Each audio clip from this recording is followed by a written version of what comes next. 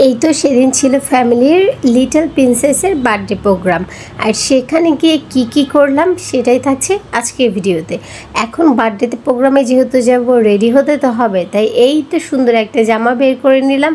আর সাথে হচ্ছে আমার সামান্য কিছু কসমেটিক্স, কারণ আমার কসমেটিক্স নেই আর আমি সাজতেও পারি না, সেটা কিন্তু সবাই জানেন।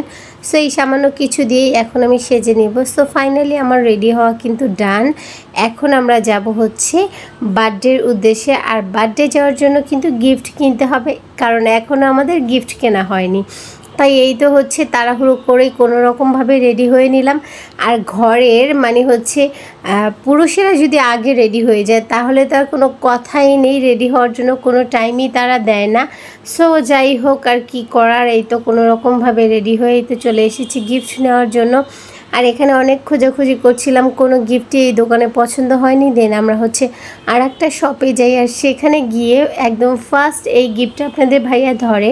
আর এই গিফটটা আমাদের অনেক পছন্দ হয়ে যায়। বার্থডে যেহেতু লিটল প্রিন্সেসের, তাই আমরা গিফটটাও সেই অনুযায়ী নেওয়ার ট্রাই করছিলাম। আর মাশাল্লাহ এই প্রিন্সেসটা একদম হচ্ছে আমাদের প্রিন্সেসের মতোই মাশাল্লাহ ছিল। আর একদম আমার প্রথম দেখাতেই খুব পছন্দ হয়ে গেছে। দেন হচ্ছে দোকানদার আঙ্কেল আরও গিফট দেখাচ্ছিল, বাট এগুলো আমার কাছে একদমই ভালো লাগেনি। কারণ হচ্ছে আমার এই স্বভাবটা, যেটা আমার একবার পছন্দ হয়ে যায় দ্বিতীয়বার অন্য কিছু পছন্দ করতেই পারি না। এটা যেন কেমন জানি আমার ছোটোবেলা থেকে এই অভ্যাসটা। কার কার এমন অভ্যাস আছে অবশ্যই জানাতে পারেন। আর এই তো ফাইনালি আমরা হচ্ছে এই গিফটটাই কিন্তু নিয়ে নিয়েছি বার্থডের জন্য। সো গিফট নেওয়া কিন্তু কমপ্লিট। আর এখন আমরা চললাম ঢাকা শহরের জ্যাম ঠেলে কতটুকু আগানো যায়। ঢাকা শহরে আপনি যদি কোথাও যেতে চান, আপনি কখনো টাইমলি পৌঁছাতে পারবেন না, কারণ আপনি হাতে টাইম নিয়ে বের হলো কিভাবে যেন মানে টাইমগুলো চলেই যায় রাস্তার মধ্যেই একদম জ্যামে বসে থাকতে থাকতে। সো সব বাধা বিপত্তি অতিক্রম করে ফাইনালি কিন্তু আমরা চলেই এসেছি বাসায়। আর এখন হচ্ছে আমরা বাসাতে উঠবো। আর এই তো আপনাদের ভাই আগেই চলে যাচ্ছিল, আর আমি কোনো রকম তার পিছনে অ্যাসিস্ট্যান্টের মতো ক্যামেরা নিয়ে দৌড়াচ্ছিলাম। বিষয়টা জাস্ট এমনই মনে হচ্ছিল। আর এই তো আমরা এসে পড়েছি। আমরাই সবার আগে এসেছি মনে হয়, যেহেতু একদমই ছোট ফ্যামিলি প্রোগ্রামই ছিল।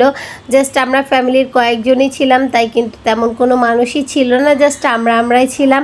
আর এই তো হচ্ছে বাচ্চারা এখানে খেলাও করছিল। আর এই তো আমাদের বার্থডে গার্ল ফাইনালি, তাকে নিয়ে চাচ্ছিলাম একটা ভিডিও করতে, বাট সে কোনোভাবে আমার কাছে আসবে না। তার আম্মু বলাতে কোনো রকম এসেছে, বাট হাসি খুশি কিচ্ছুই করেনি। যাক, কোনো ব্যাপার না। তো ফাইনালি আমাদের বার্থডে কেক এসে পড়েছে। আর এই সুন্দর কেকটা কিন্তু আন্টি নিজ হাতে বানিয়েছিল, কারণ সে খুব সুন্দর ভালো কেক বানাতে পারে, যেটা আমরা আগেও খেয়েছি। আর কেকটা মাশাল্লাহ এত মজা ছিল। আর ফাইনালি আমাদের কেক কাটিং হচ্ছে। Happy birthday to you Inaya. আর এই সব ফাইনালি কেক কাটিং কিন্তু শেষ। আর এই তো এখন আমার প্রিন্সেসকে কেক দেওয়া হচ্ছে, আর সে তো খুব এক্সাইটেড ছিল কেক খাওয়ার জন্য। আর কেকটা মাশাল্লাহ অনেক অনেক অনেক মজা ছিল। আমি বাইরের কেক অনেক খেয়েছি, বাট সেগুলো থেকে ভালো ছিল। সো ফাইনালি সব শেষে এখন আমাদের খাওয়া দাওয়ার পালা। আর খাওয়া দাওয়া করে তারপরে কিন্তু আবার বাড়িতে ফিরতে হবে, কারণ হচ্ছে আমরা আজকে আবার ফিরে আসবো। সো এই তো খাওয়া দাওয়া শেষ করে নিচ্ছি। আর আজকে আমাদের বার্থডে প্রোগ্রাম আপনাদের কাছে কেমন লাগলো অবশ্যই কমেন্ট করে জানাতে পারেন। এই পর্যন্তই আজকে, আল্লাহ হাফেজ।